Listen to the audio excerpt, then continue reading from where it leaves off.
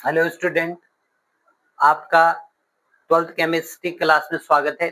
12th chemistry class में आपका chapter है केमिकल काइनेमेटिक्स, हिंदी में रासायनिक बलगतिकी। उसका जो एक क्वेश्चन है वो पेपर में बहुत पूछा जाता है, उसको मैं आपको करना आज सिखा रहा हूँ।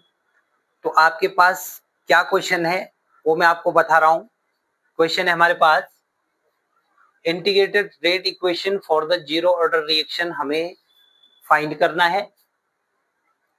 शून्य कोटि की अभिक्रिया के लिए समाकलित वेग समीकरण हमें फाइंड करना है। तो इसके लिए बता दूं भाई बच्चों आपको कि जो for zero order reaction the rate of the chemical reaction does not depend on the any reacting species. जो शून्य कोटि की अभिक्रिया है उसका जो अभिक्रिया का वेग होता है वो अभिकारकों की सांद्रता पर निर्भर नहीं करता।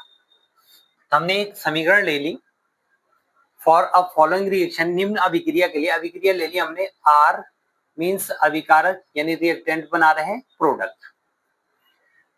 जो रेट है हमारे पास d r upon d t, अभिक्रिया का जो वेग है यानी rate of reaction is equal to directly proportional reactant की पावर 0, क्योंकि रिएक्टेंट पे तो डिपेंड करता ही नहीं है।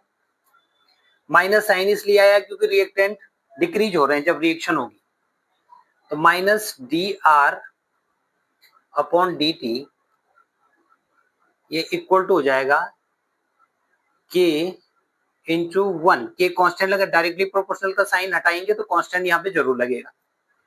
तो डी आर इक्वल टू हमारे पास वैल्यू आ गई माइनस के डी टी। ये जो माइनस आपको यहाँ दिख रहा है इसको कहाँ ले जाना, मैंने इधर ले जाना है, राइट लेफ्ट साइड में। अब लिखेंगे ऑन इंटीग्रेटिंग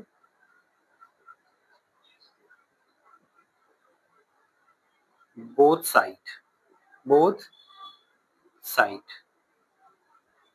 यानी दोनों ओर समाकलन करने पर, इंटीग्रेशन करने पर। तो इंटीग्रेशन का साइन ही होता है, आपको पता ही होगा, डी आर, और ये हो गया हमारे पास माइनस के डी टी। अब देखो आपको पास इंटीग्रेशन का फॉर्मूला है, इंटीग्रेशन dx इक्वल टू होता है x। बायो वाले ध्यान दे लें, मैथ वालों को तो पता चल जाता है। इंटीग्रेशन dx को x लिखते हैं तो इंटीग्रेशन dr को क्या लिख देंगे, r लिख देंगे। ये हमारे पास बिग ब्रैकेट बनाना है क्योंकि ये मोलर कंसंट्रेशन है, मोलर सांद्रता को हमेशा बिग ब्रैकेट के अंदर दिखाते हैं। माइनस के कांस्टेंट ऐसे रहेगा और इंटीग्रेशन dt का हो जाएगा t और प्लस c, इसमें हम कांस्टेंट ऐड कर देंगे। इंटीग्रेशन जब करते हैं तो कांस्टेंट जरूर ऐड होता है।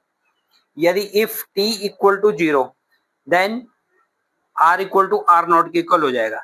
अब हमें क्या करना है कि इस इक्वेशन में वैल्यू रखनी है। r की जगह आ जाएगा आपके पास r नॉट, t की जगह आ जाएगा 0।